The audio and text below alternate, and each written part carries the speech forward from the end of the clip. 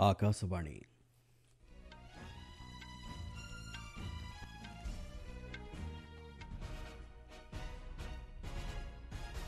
संवाद पढ़ुछंती चंदन घोष।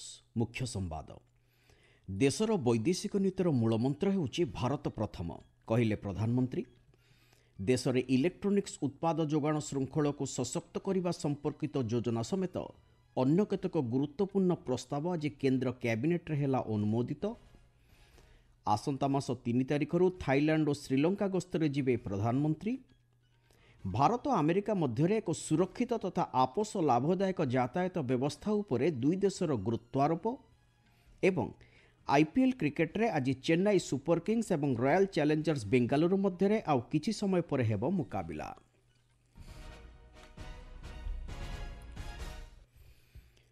प्रधानमंत्री नरेंद्र मोदी कहिसंती देशर वैदेशिक नीतिर मूलमंत्र हेउछि भारत प्रथम। वर्तमान नूआदिल्ली विश्व स्तर में विभिन्न मंचर केवल अंशग्रहण करूना बरं एक सुरक्षित भविष्य लगी प्रयास जारी रखिछि बोली श्री मोदी कहिसंती। आज नूआदिल्ली ठारे एक घरोई टीवी चैनल द्वारा आयोजित विशेष समारोह में उद्बोधन दे प्रधानमंत्री कहिसंती पूर्वर भारतर वैदेशिक नीति रे प्रत्येकଙ୍କ ठारू सम दूरत्व बजाय रखिबा उपर गुरुत्व दिया जाउथिला। मात्र वर्तमान भारत समस्तଙ୍କ सहित समान भावे एकाठी होई कार्य करूछि बोली से कहिसंती।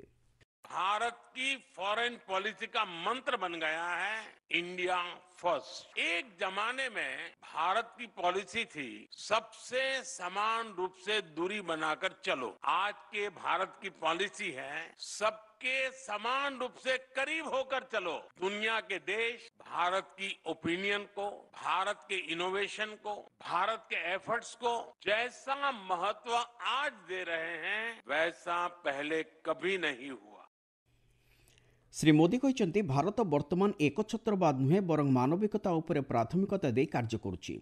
यह द्वारा एकविंश शताब्दी में विश्वस्तरीय मंचरे अंशग्रहण लगी समस्तंकर समान अधिकार साब्यस्त करिवार पथ उन्मुक्त होइछि।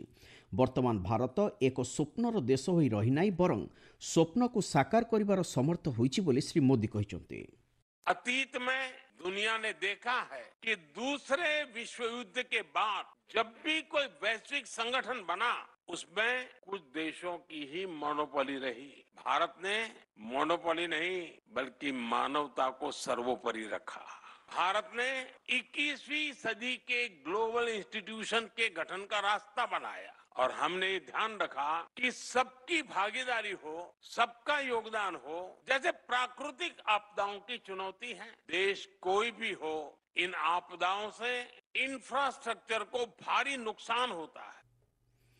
देश में इलेक्ट्रोनिक्स द्रव्य को प्रोत्साहित करने सहित एही उत्पादर जोगाण श्रृंखल को सशक्त करने उद्देश्य रे केंद्र कैबिनेट इलेक्ट्रोनिक्स कंपोनेंट उत्पादन योजना को मंजूरी प्रदान करिसेंती। प्रधानमंत्री नरेंद्र मोदी अध्यक्षतार आज अनुष्ठित कैबिनेट बैठक में नियाଯାଇଥିବା विभिन्न निष्पत्ति संपर्क में नूआदिल्ली ठारे गणमाध्यम को सूचना दी सूचना और प्रसारण मंत्री अश्विनी वैष्णव यह कहते। से कहते एही योजना लगी 22,000 कोटी ऊर्ध्व टंका व्यय अटकल कराଯାଇଛି एवं यह माध्यम 90,000 ऊर्ध्व प्रत्यक्ष और परोक्ष निजुक्ति सुजोग सृष्टि करा जाय परिबो। श्री वैष्णव कहते गत 10 वर्ष मध्य देशर इलेक्ट्रोनिक्स क्षेत्र में उल्लेखनीय अभिवृद्धि घटी। यार उत्पादन हार 5 गुण वृद्धि पाइथिबा बेले इलेक्ट्रोनिक्स उत्पाद रप्तानी क्षेत्र में मध्य अभिवृद्धि देखा देइछि।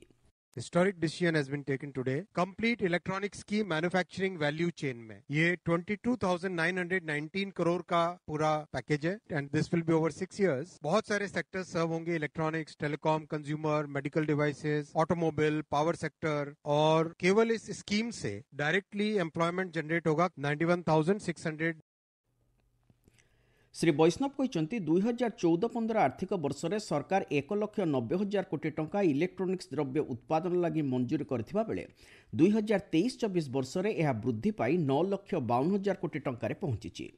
आज कैबिनेट नहीं अन्य एक निष्पत्ति संपर्क में सूचना दे केंद्रमंत्री कहते प्रधानमंत्री कृषि सिंचन योजना अधीन में बिहार में କୋସି ମେଚି ଅନ୍ତରାଜ୍ୟ ସଂଯୋଗୀକରଣ ପ୍ରକଳ୍ପକୁ ଅନୁମୋଦନ କରାଯାଇଛି। ଏହି ପ୍ରକଳ୍ପ ମାଧ୍ୟମରେ ବିହାରର ଆରାରିଆ, ପୂର୍ଣ୍ଣିଆ, କିଶନଗଞ୍ଜ ଓ କଟିହାର ଜିଲ୍ଲାର 2,10,000 ହେକ୍ଟରରୁ ଅଧିକ ଚାଷ ଜମିକୁ ଖରିଫ ଋତୁରେ ଜଳସେଚିତ କରାଯାଇପାରିବ।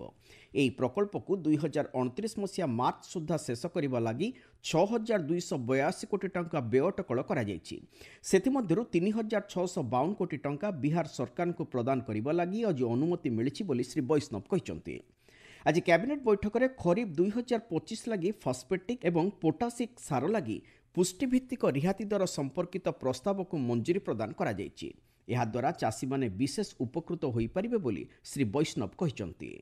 किसानों के हित के लिए एक और बहुत बड़ा फैसला लिया गया है। डीएपी का प्राइस 1350 रुपए पर 50 केजी बैग रहे, इसके लिए भारत सरकार 37,216 करोड़ रुपीस की सब्सिडी का भार सहन करेगी, लेकिन किसानों के ऊपर भार नहीं जाने देगी। इससे बहुत सारे करोड़ों किसानों को इसका बेनिफिट मिलेगा। इस खरीफ सीजन का एस्टिमेट है 180 लाख मेट्रिक टन का टोटल एस्टिमेटेड कंजम्पशन होगा इस खरीफ सीजन में, और 37,216 करोड़ का इसका सब्सिडी का बिल रहेगा।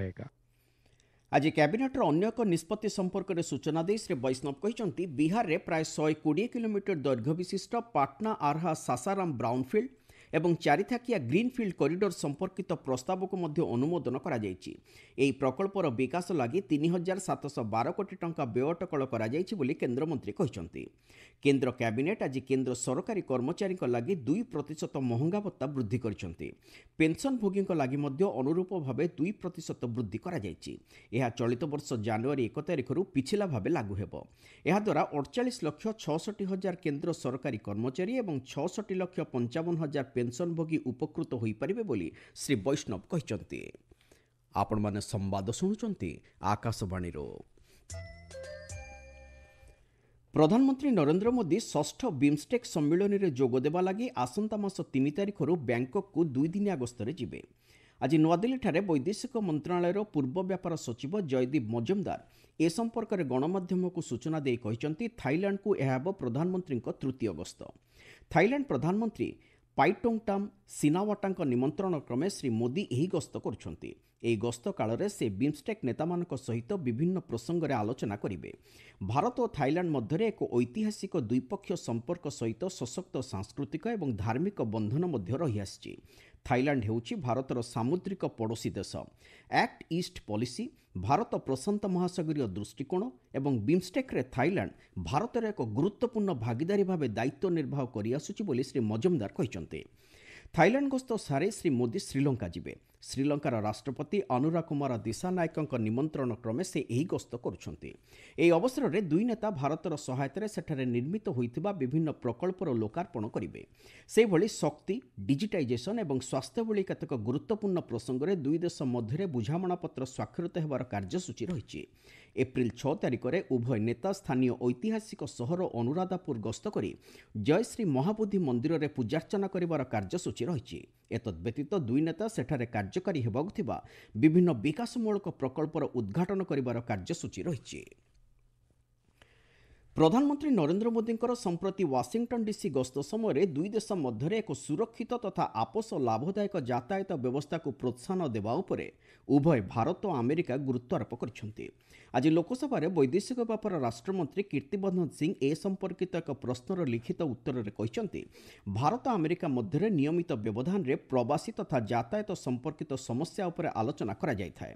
ଛାତ୍ରଛାତ୍ରୀ ଏବଂ ବୃତ୍ତିଗତ ବ୍ୟକ୍ତିବିଶେଷଙ୍କ ଆଇନ ଅନୁଯାୟୀ ଯାତାୟାତ ବ୍ୟବସ୍ଥାକୁ ସୁସଂହତ କରିବା ସହିତ ପର୍ଯ୍ୟଟକ ଏବଂ ଶିଳ୍ପପତିମାନଙ୍କୁ ସ୍ୱଳ୍ପ ସମୟର ଭିସା ପ୍ରଦାନ କରିବାକୁ କେନ୍ଦ୍ର ସରକାର ଆମେରିକା ସରକାରଙ୍କ ଦୃଷ୍ଟି ଆକର୍ଷଣ କରିଛନ୍ତି।